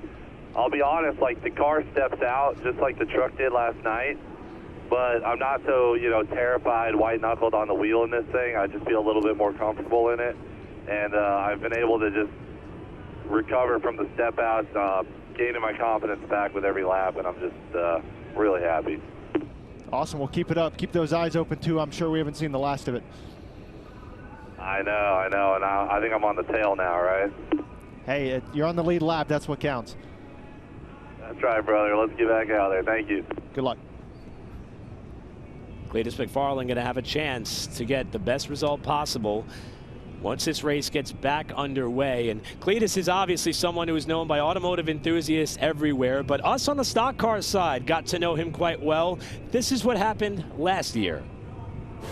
Well, I was having the best day of my life, ripping around Daytona like a bald eagle. I was flat out, avoided a wreck, which was awesome. I thought I was the best driver to ever exist in that moment. It's probably because my sleeves were cut off that I was able to pull off that maneuver, come down pit road. Then someone slammed into my rear left corner, spun me out, lived through that, got some fresh tires, went back out there. I'm hot dogging into 1 and 2, and bam, blew the front end right off my hot rod. Sorry, guys. How can he not love You know it? the funny thing about everything that he just said, all the crazy things he just said, when he said rear left, you know this is not his first time. This is his first time doing it. Just, you know, it's left rear, not rear left. Yeah, and we got to see him in more than just ARCA competition beginning this year. This was last night in the truck race. Unfortunately, though, it did not pan out the way he had hoped. This is before we got 10 laps in off of turn number 4. Yeah, that exact same spot. We've seen so much action, and man, what a hard hit that was. Yeah, you could hear him pretty hard on himself early in the race, but there are a lot of drivers that have find themselves in that spot. So I'm glad that he got another shot to race today and be able to go out and have some fun. He's really run well inside the top 10 most of the day until they had that jack failure on pit road. So he'll have a shot here to make some moves, dice up through the field, get a few slingshots, and probably have something to talk about afterwards. So we remain under the red flag with 12 laps to go in the General Tire 200. Jake Finch, the leader. The last Florida native to win here was Rick Wilson in 1984. So Jake trying to break quite the trend. Daniel Dye also has the opportunity to do that as well, as he currently sits in 4th place.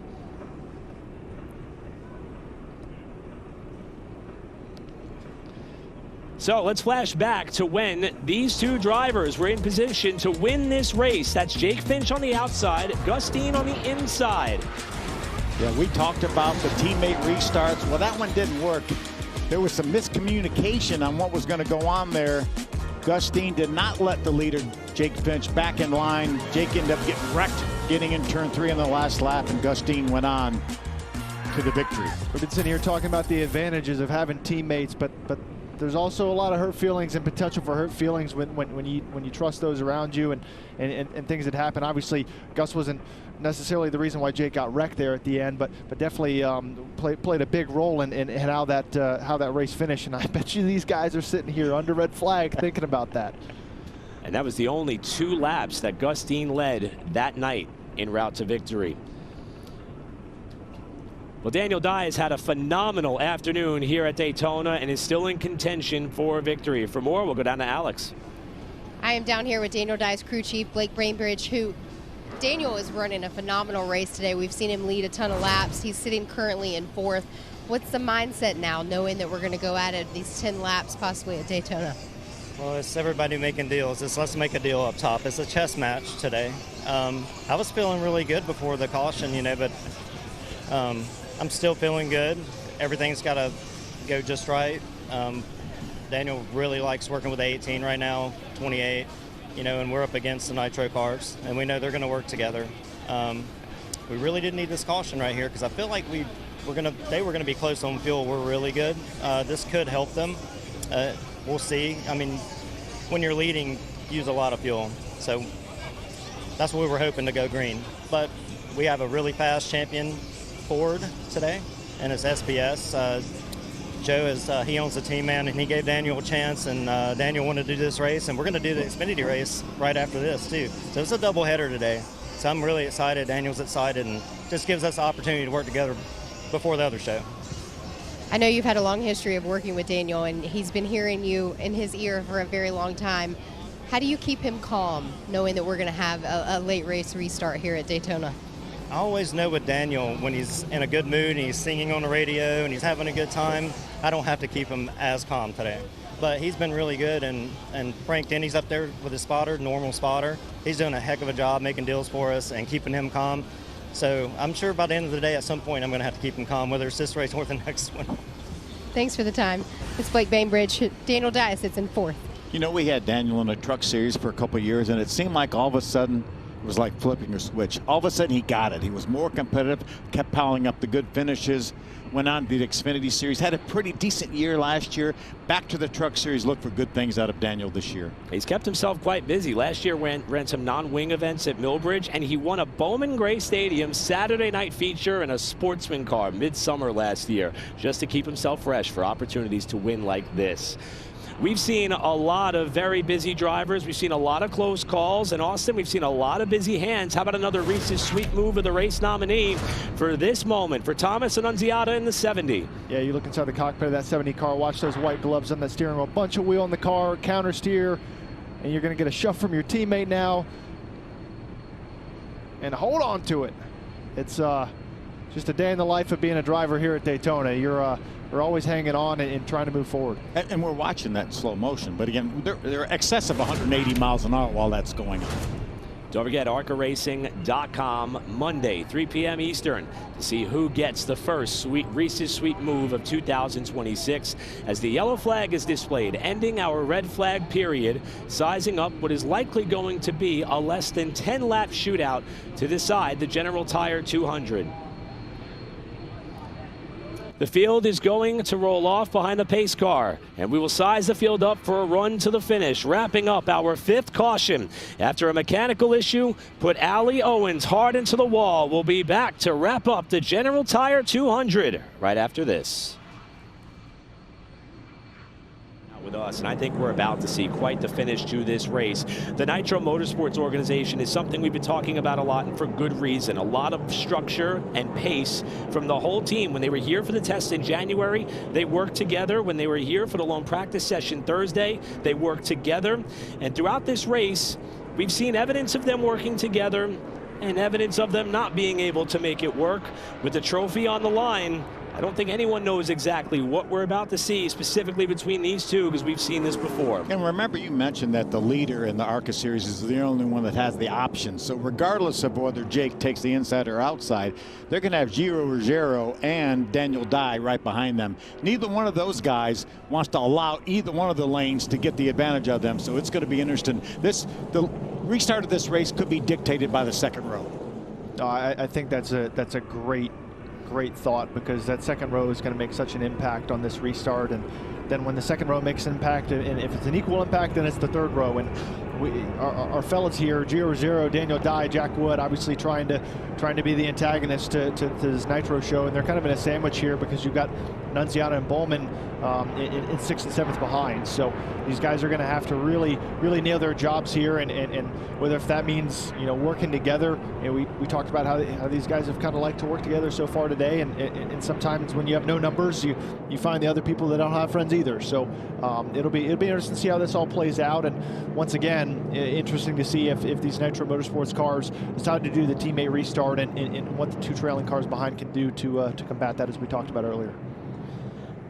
This race kicking off a 20-race stretch for the ARCA Menards Series in their 2026 season. A very diverse platform for the ARCA campaign each and every year.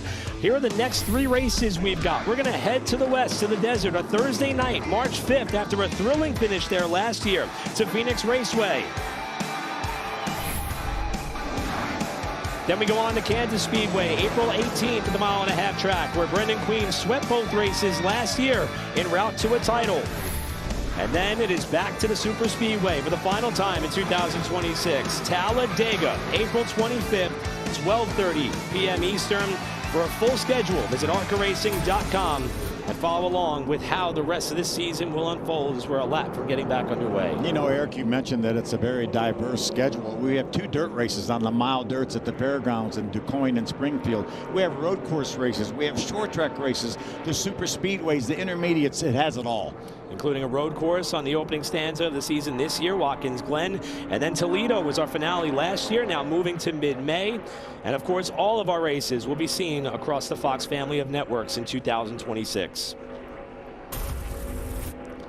So the 1-to-go signal has been given, and you see already the number 18 Joe Gibbs car perhaps making a bit of a visual statement there to what you guys were just talking about.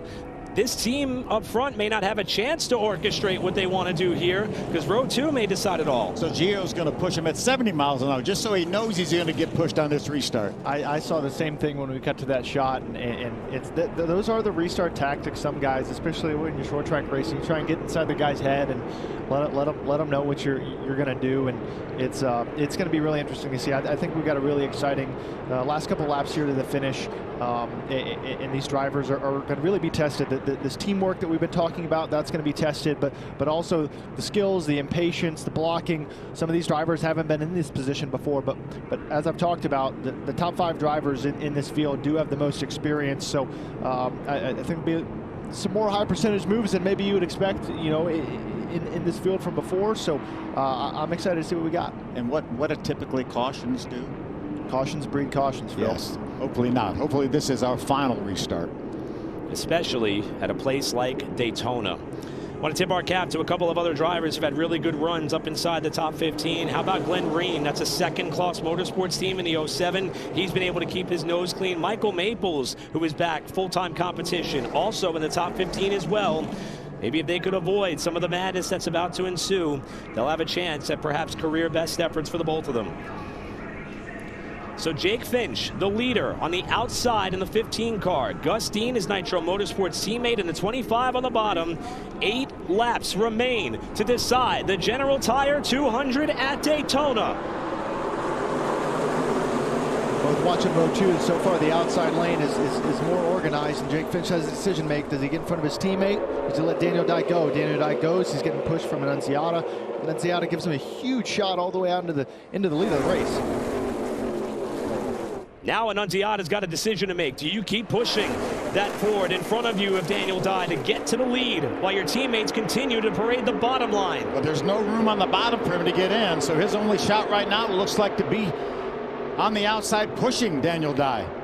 And Gustine, Jake Finch. Oh, Annunziata's around and hard into the wall. I think he got a push, maybe from Jason Kitzmiller. I caught a glimpse of it. We're going to have another restart after this.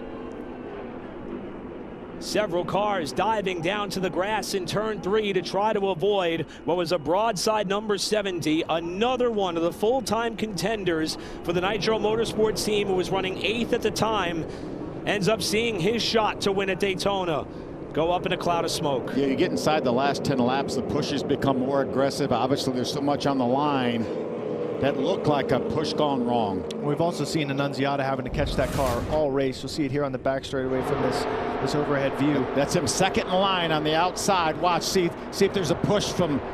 There was a push from the 97 of Kitzmiller. Yeah. Just got him a little bit out of shape, but it just doesn't take much. Yeah, it didn't take much. I mean, that was a pretty small push, and he was left to center, which a lot of the times is probably the right place to get it in these cars. And but you get to the end of that back straightaway, there are some bumps there, and it's just tight racing, and you see just that small little bump that sometimes does nothing right on corner entry there. And lucky didn't have any other cars involved in this wreck.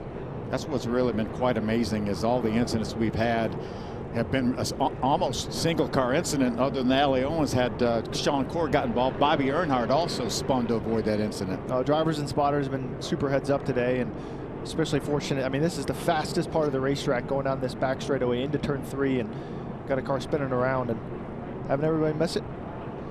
It's yeah, great job by everyone. Annunziata to keep that car up against the wall as well, not back down in traffic till most of the field had gone by. The winner at Lime Rock Park in 2025, again going to try to chase an ARCA Menards Series championship. The young man who actually grew up in Brooklyn, New York, moved to Colts Neck, New Jersey, and here's Cletus avoiding another one. He's had an eventful day, an eventful weekend, but you can hear him in the audio. Look at this. Gotta play that again. I don't know that I've ever heard the driver hollering over the audio of the engine noise. We got to hear that audio again, but you just see how close that was, and you see even cars going through the grass and you don't quite know where to go. Here's the audio.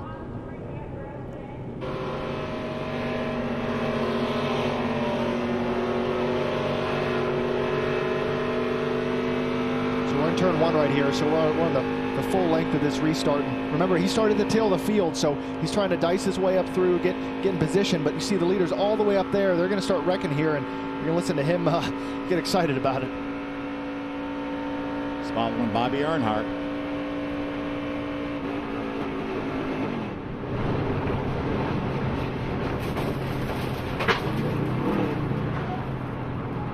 Good move. He went down to the bottom of the racetrack, and you heard him hollering there. And on the other side of the spectrum, the Nitro Motorsports team, after seeing Annunziata's chance. Well, that was Jake Finch's crew chief there. He knew that Jake Finch had the lead on the restart and had a teammate behind him. That's what his frustration was. And they'll have to try to do it again.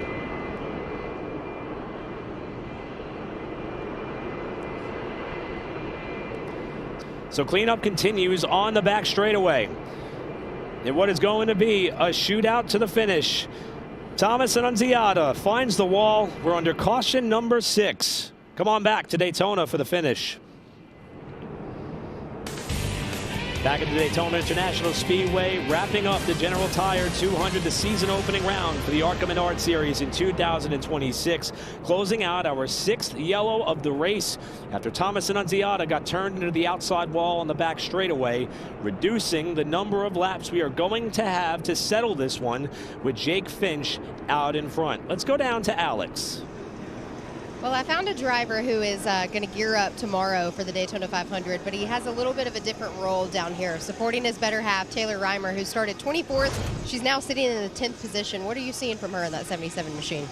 Yeah, she's done a fantastic job. You know, I think we're both, a little bit nervous coming down here for her first race, but, she takes it so seriously, and she does such a fantastic job with her preparation. You know, she wants to do this for a living, and she's doing all the right things to make that happen. So I'm just happy for her that she's, in the top 10, and I know she's kind of settling in as we go, but looks like we actually got a problem here, unfortunately. But, yeah, it's definitely not good. But when you talk to her, though, just about these races, and we're going to let Corey get back up here to hear what is going on with Taylor, but what was the advice for her today?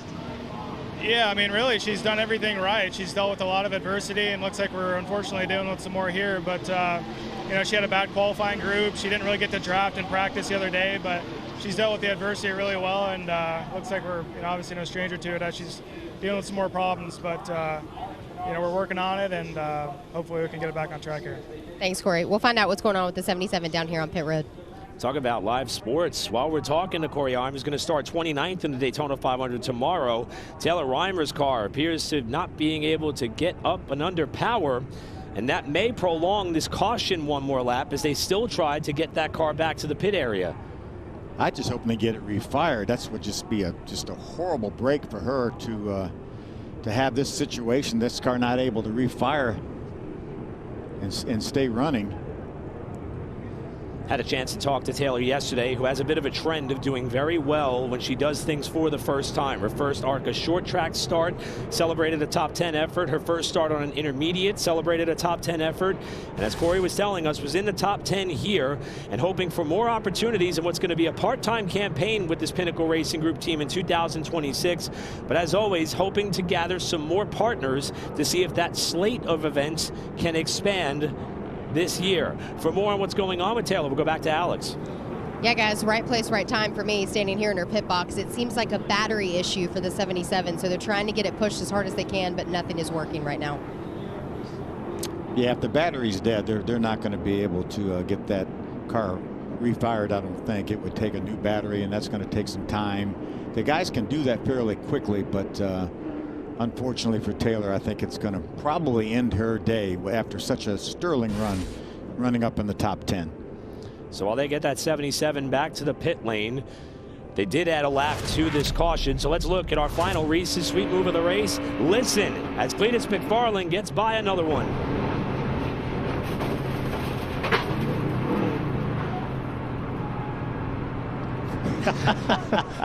It never gets old. ARCARacing.com, Monday, 3 p.m. Eastern, to see who is crowned with the Reese's Sweet Move of the race. I bet the Cletus fans are going to be all on board with that one, and there are many Cletus fans here in attendance hoping that now that he is back on the lead lap, he can continue to climb his way up the running order. He's currently scored in 21st as we are a lap away from what is essentially going to be an unofficial green-white checker. So the final 2 laps of this race, we're going to get a perspective from Cletus McFarland and the Kinetic on board. Jack Wood, who was up in 5th with the General Tire on board. Going to see if he still has a shot. The Sioux Chief on board with Gio Ruggiero looking to get Joe Gibbs its first ever ARCA Superspeedway win. Will restart in 3rd. How about Jake Finch took the inside this time?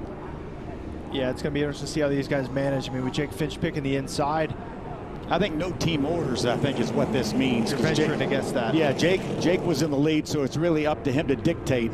I think that means no team orders. Yeah, I mean, you got the same players up front as well here in the first 2-3 rows with Gio Ruggiero, Daniel Dye, Jack Wood, as well as Bowman, Kitzmiller. These guys have all kind of seen the front most of the day-to-day, and I think it's going to come down to these pushes from these 2 rows. We've seen outside win, inside win, but I think once you get to the back straightaway, who's the most organized, who has the best pushes, and Jake Finch thinks that's going to be the inside lane, and be interested to see how these guys manage this and cover the runs here coming to the checker.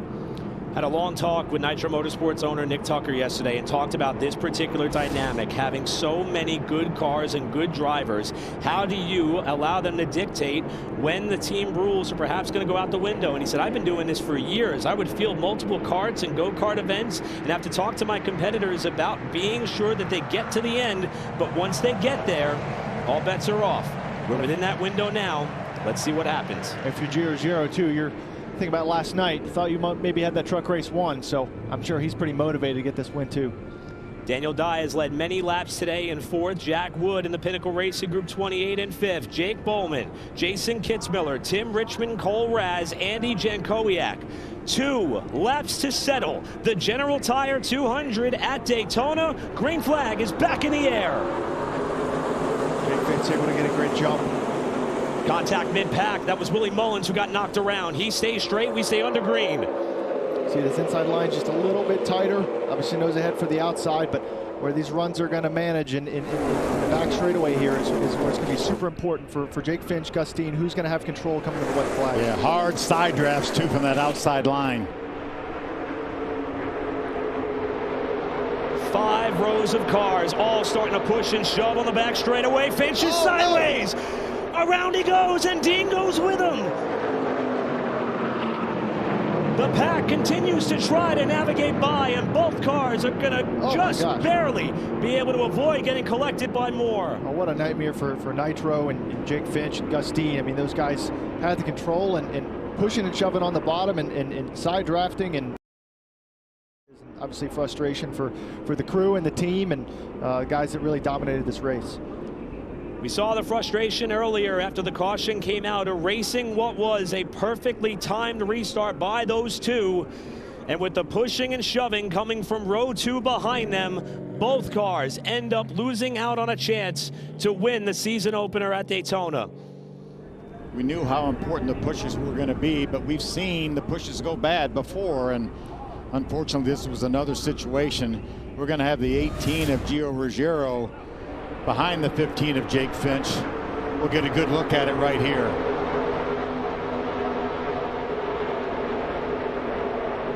Yeah, see that inside lane super tight with one another, those first 3 cars, and saw one bump that kind of pushed the 15 over and then to the left, and then we're still pushing at that point under the line, and I'm not sure you can put blame on just one driver there. And obviously they're also really close. We talk about the sensitivity of the right side door. See how close the 15 gets to the 25, and he's just trying to hold on at that point. It's just tough, close racing. Come down to these finishes. It's not like there was anything nothing malicious or Totally, anything there. Yeah. It's just, I mean, just obviously the 18 of Gio Ruggiero got on the back of the 15, but the 15 wanted that push from Gio Ruggiero.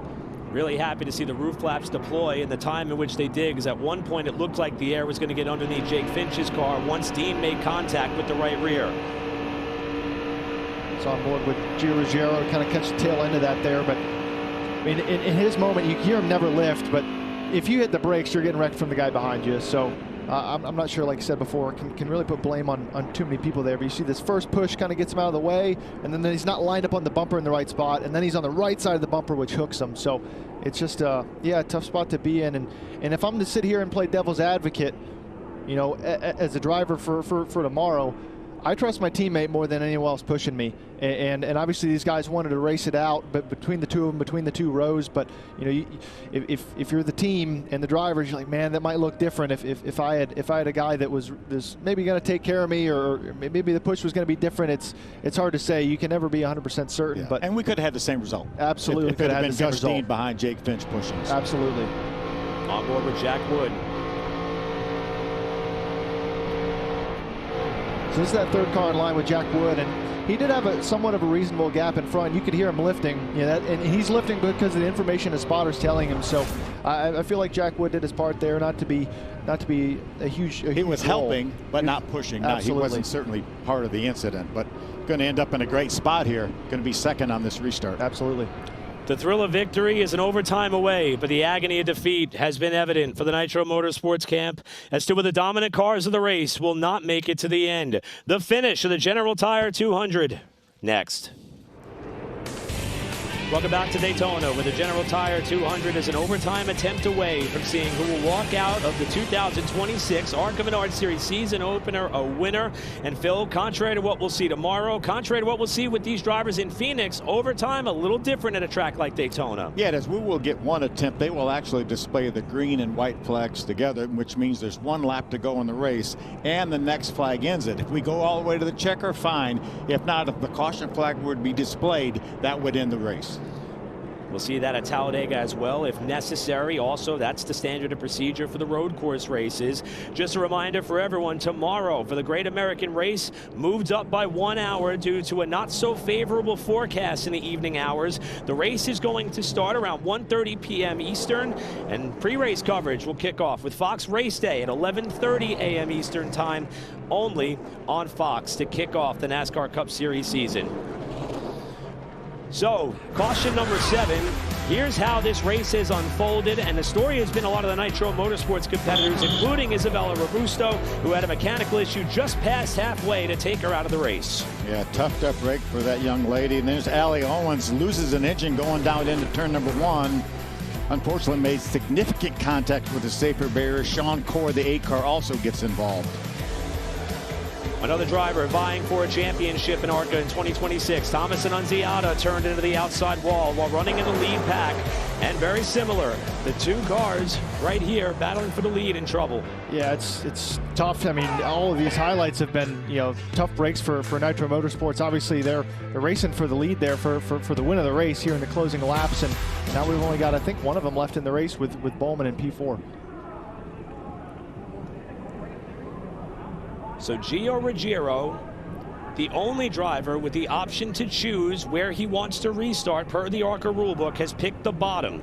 Jack Wood in the Pinnacle Racing Group number 28, driving for the car and team that won this race last year, will restart alongside in second.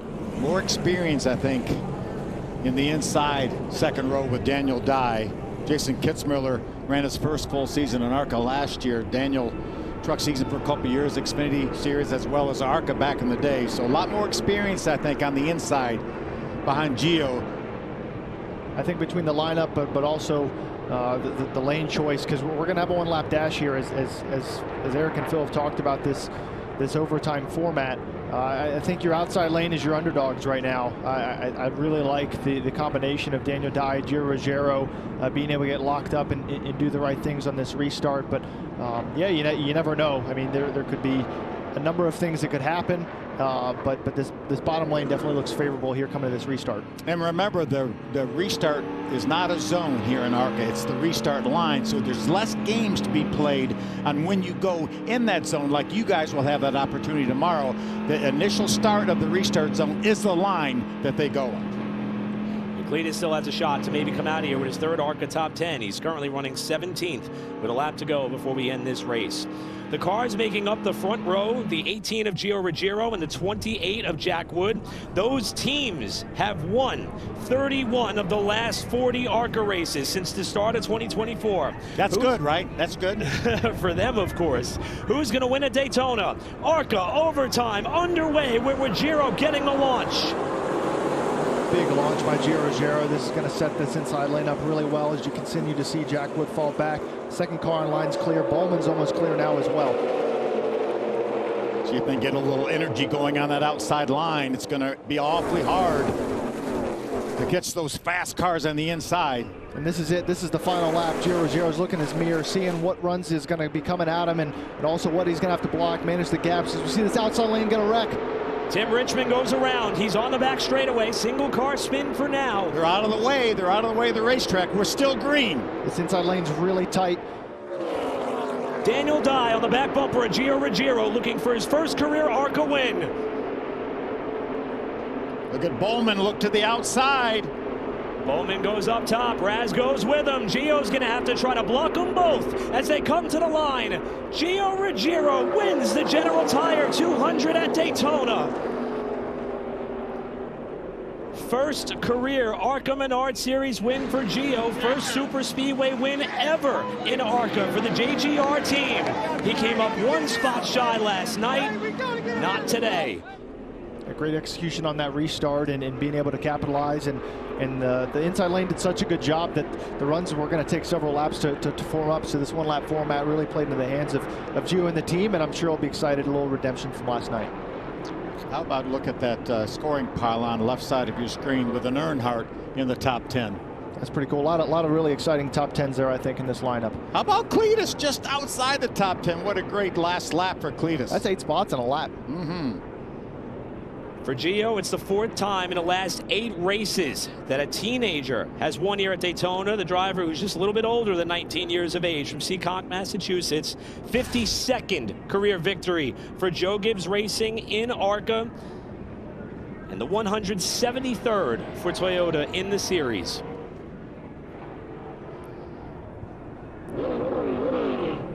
He has a pretty good record at Daytona. Second in both truck races, and a win here in the ARCA Menards Series. And he's got a race to go this afternoon. That's hard to do. I'm sure he's excited for that next race.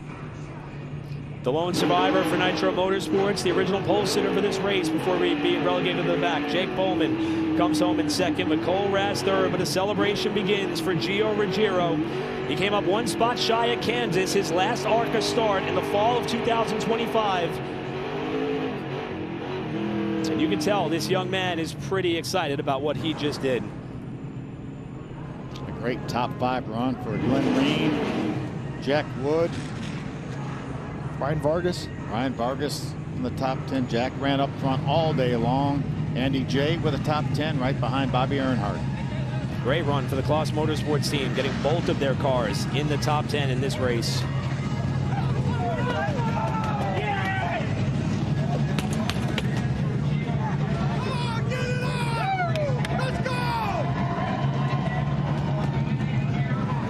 Getting the crowd to respond. He only led the final 6 laps of this race. And that was all that mattered for the JGR number 18 team. And Phil, as you said, he's still got work to do today in the O'Reilly Auto Parts Series race, one of 2 scheduled starts for him there. He very well may want to have the broom on standby with his super speedway prowess. But for the first time in his career, he's an ARCA Menards Series winner, and he gets that initial victory at the World Center of Racing. Are we going to get a smile out of him, you think? About to find out.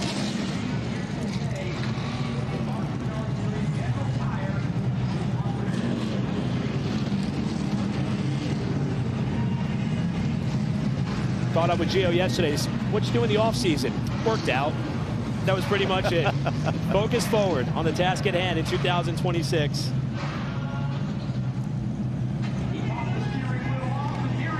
Now to the approval of the crowd on the front stretch. Gio Ruggiero climbs from the car, a winner.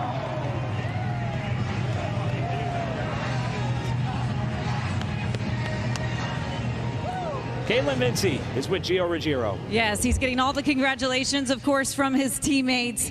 What an incredible performance out of you. You are a winner at Daytona. What does that feel like? Yeah, it's awesome. Obviously, I wanted to win last night and came up short, so got one more to win in the afternoon. Yeah, but how did you and your team put this one together? There was a lot of obstacles to face at the end of this race. How were you able to put it all together? Yeah, for sure. It got hectic there at the end. I was just trying to push our lane forward, and the 15 just got squirrely in front of me and lost it. So that kind of is unfortunate for him, but glad we came out with the win. You really came onto the scene strong last year, obviously, in the Truck Series, but winning at Daytona, such an iconic racetrack, what does that mean to you? Yeah, it's awesome. I wanted to do a bigger burnout for the fans, but I didn't want to tear the car up too much. So just happy to be here. Thankful for everybody at Toyota, First Auto Group, Joe Gibbs Racing, and everybody on this 18 team. Congratulations, Gio Ruggiero, the winner here at Daytona for the season opener. Eric. Thanks, Caitlin. He told us yesterday his goal for today, win. One-word answer, and he got it done.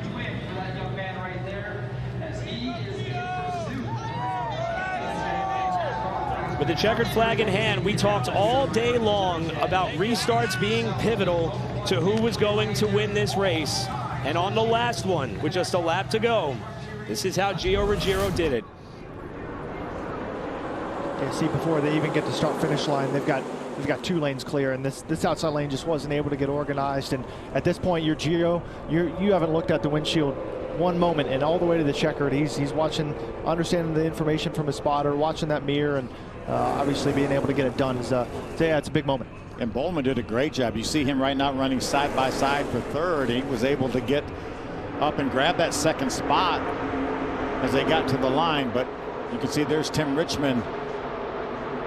Robbie Keneally was the other car that was involved. Both of them having great runs. Unfortunately, it's going to hurt their finishing position. But see Daniel Dye doing a nice job. You know Daniel Dye's not happy running second. He's just trying to figure out where and when do I need to make this move. Well, there he tried to back off to get a run, but Bowman was ahead of it and was able to jump to his outside. So it was already pretty much decided from that moment on that they were going to fight it out for second, and Gio was able to sail it home to the finish.